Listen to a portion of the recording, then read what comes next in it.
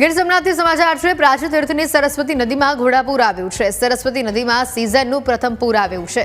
સિઝનમાં પ્રથમ વખત માધવરાયજી મંદિર જળમગ્ન થઈ ગયું છે। આ એક્સક્લુઝિવ તસવીરો તેની આપને બતાવી રહ્યા છે। જિલ્લાને મેઘરાજાએ ધમરોળ્યું છે।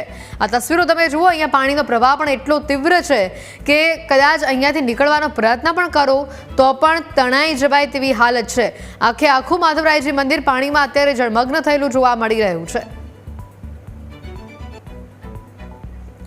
સિઝનની પ્રથમ વખત માધવરાયજીની આ તસવીરો સામે આવી છે। આખું મંદિર જાણે જળમગ્ન થઈ ગયું હોય।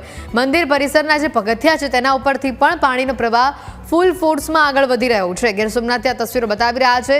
જિલ્લામાં ગત મોડી રાતથી જ મેઘરાજા મહેરબાન થઈને વરસી રહ્યા છે અને હજી આવનારા 24 કલાક ગીર સોમનાથની અંદર વરસાદનું રેડ એલર્ટ આપવામાં આવ્યું છે। ભારે વરસાદની આગાહી આપવામાં આવી છે।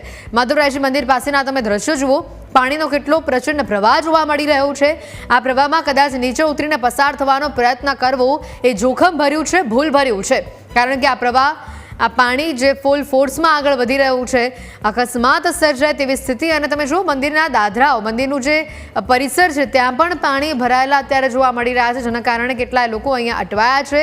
લોકો અહીંયાથી સામે પાર નથી જઈ શકતા। આ એક્સક્લુઝિવ તસવીરો અમે આપને બતાવી રહ્યા છે।